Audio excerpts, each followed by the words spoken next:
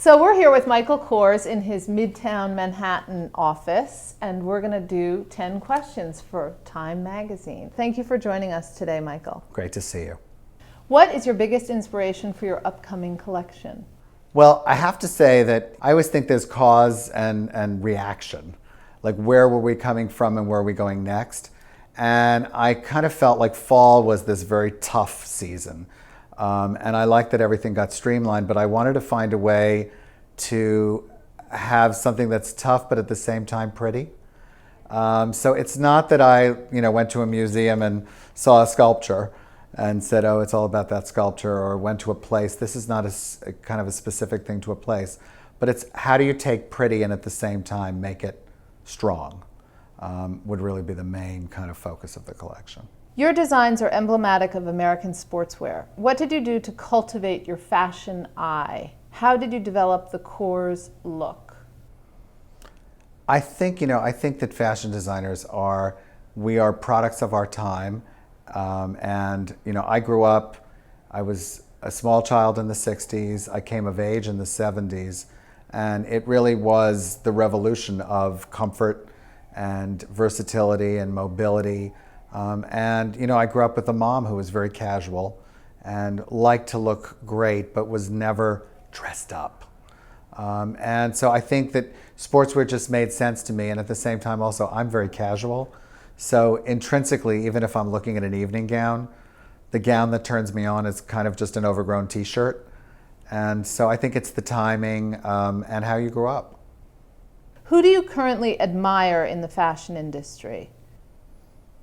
I would probably say, one of the people who intrigues me the most is Oscar de la Renta, because longevity and kind of reinvention, fashion is about reinvention. And I think Oscar has seen it all, and he has managed to reinvent himself consistently. And that's something that you've got to take your hat off to. What is your favorite article of clothing? Oh, a black t-shirt, hands down.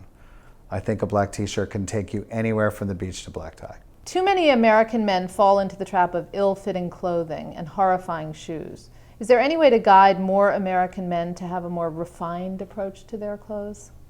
I think the biggest thing that American men don't seem to remember is that you need a tailor. So, you know what? Look in the three-way mirror and alter your clothes. I think that's the biggest thing. Everyone's clothes are either too big or too small. When and why did you decide to go into the fashion business? Well, it's an odd thing. There was always the tug of war between show business and fashion. And I took acting lessons when I was a teenager. And when I was around 14, I realized that I couldn't sing and I couldn't dance. And if I became an actor, I would probably be a waiter. And at the end of the day, every time I left acting class, all I wanted to do was go shopping. So I knew that fashion was really the pull for me. What is the most difficult decision you've made in your career thus far? And looking back now, do you regret it? I don't regret anything I've done in my career. I think that it's a journey. And I think that everything you do, if you think that you've arrived and you know everything, then you're cooked. So regretting even things that have happened that haven't been great, I don't regret them, because how do you learn? So I don't have any regrets. What do you consider as a turning point in your career? Oh, I've had a few turning points. I would say probably the two most important, if I had to go down to two. My first windows, my first season on Fifth Avenue at Bergdorf Goodman. It was just, out of the gate, just to start out like that was amazing. And I think showing a collection in Paris at Celine in the late 90s, we really, at the time, no one ever thought American designers would be showing in Paris. And I think we taught the French a few things about how to get dressed comfortably and chicly at the same time. What's the greatest satisfaction you've had as a designer? I'm kind of, it's not a singular one. I think I'm satisfied when I see people on the street wearing my designs and they look great in them. So it's not only the fashion show, and it equates to just, does it really work in life?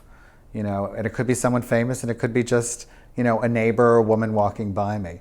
So whether it's Michelle Obama looking spectacular in Michael Kors for her official portrait, or my next door neighbor carrying a handbag and I think the bag looks great and it works for her life. That's when I really think I'm kind of, wow, doing something right.